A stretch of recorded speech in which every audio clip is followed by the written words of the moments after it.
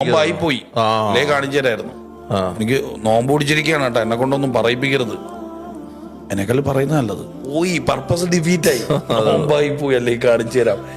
നമ്മള് പലരും ഏറ്റവും കൂടുതൽ ദേഷ്യപ്പെടുന്നത് ഈ റമദാൻ പീരീഡിലാണ്. കാര്യം ഫ്രസ്ട്രേഷൻ ഉണ്ടാവും. പലരും സ്മോക്കിംഗ് കൺട്രോൾ ചെയ്യുന്ന ഒരു പീരീഡാണ്. ബാഡായിട്ടുള്ള പല ഹാബിറ്റ്സും ആ പർട്ടിക്കുലർ പീരീഡിന് ചെയ്യാൻ പറ്റില്ല.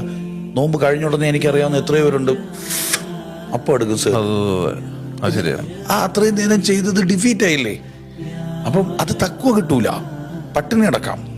അപ്പം നോമ്പ് തീർന്ന ഉടനെ വീണ്ടും ഫോൺ എടുത്തിട്ട് ദേഷ്യപ്പെടുക, സേർട്ട് എടുത്ത് വലിക്കുക, നോമ്പ് കേട്ടോ ഞാൻ പിടിക്കാന്ന് പറയാ, നോമ്പ് കഴിയട്ടാ കാണിച്ചു തരാം എന്ന് പറയുക.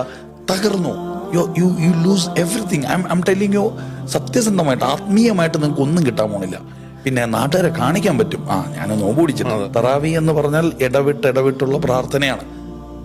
ഈ പ്രാർത്ഥനകൾ പ്രവാചകൻ റമദാനിൽ തുടങ്ങിയിട്ട് ബാക്കിയുള്ള 11 മാസവും ചെയ്തിട്ടുണ്ട്. പക്ഷെ നമ്മുടെ നാട്ടിൽ റമദാനിൽ സെലിബ്രേറ്റ് ചെയ്യും, റമദാൻ കഴിഞ്ഞാൽ ഇല്ല. റമദാനിൽ നമ്മൾ കൊടുക്കും, റമദാൻ കഴിഞ്ഞാൽ ഇല്ല. പലപ്പോഴും നമ്മളുടെയൊക്കെ ഈ പ്രവർത്തികൾ കോൺഷ്യസ്ലി അല്ല ചെയ്യുന്നത്. നമ്മൾ എന്തുകൊണ്ട് നോമ്പെടുക്കുന്നു എന്ന് ചോദിച്ചാൽ അല്ലക്കും തത്തക്കൂണെന്നും ആരും പറയൂല. വീട്ടിൽ ഉമ്മയും വാപ്പായൊക്കെ എടുക്കുന്നുണ്ട്, പിന്നെ കൂട്ടുകാരെടുക്കുന്നുണ്ട്. എടുത്തില്ലെങ്കിൽ എല്ലാവരും എടുക്കല്ലേ, നമ്മളും ചെയ്തേക്കാം.